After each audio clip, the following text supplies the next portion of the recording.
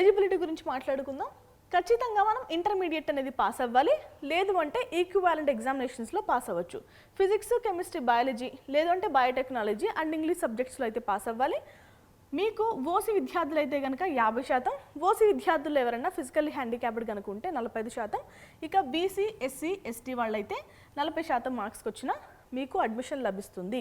ఇక అందరూ కూడా నీట్ యూజీ ఎగ్జామ్ అనేది కంపల్సరీ క్వాలిఫై అవ్వాలి.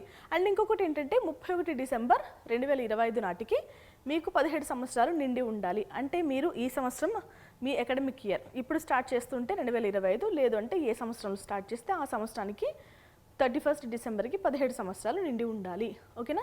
రైట్. ఇక గవర్నమెంట్ డెంటల్ కాలేజ్లో సీట్ల ఇంటేక్ ఎలా ఉందో చూద్దామండి. 100 సీట్లు ఉన్నాయని చెప్పాను కదా.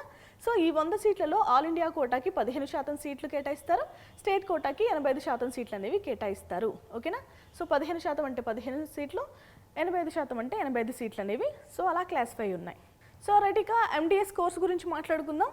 మనకి ఎండిఎస్ కోర్స్ చేయాలంటే ఎలిజిబిలిటీ ఏంటండి? ఫస్ట్ మనం పీజీ చేయాలంటే యూజీ కంప్లీట్ చేయాలి.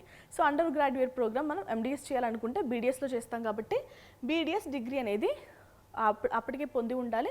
గుర్తింపు పొందిన డెంటల్ కౌన్సిల్ ఆఫ్ ఇండియా ద్వారా గుర్తింపు పొందిన కాలేజెస్లో చేస్తే మనకి డీసీఐ గుర్తింపు కూడా ఉంటుంది. అలాగే 1 సంవత్సరం ఇంటర్న్షిప్ అనేది చేయాలి. సో మనం 5 సంవత్సరాల కోర్సు కదా, ఈ 5 సంవత్సరాల్లో 4 సంవత్సరాలు థియరీ చదువుతాం, 1 సంవత్సరం ఇంటర్న్షిప్ చేస్తాం.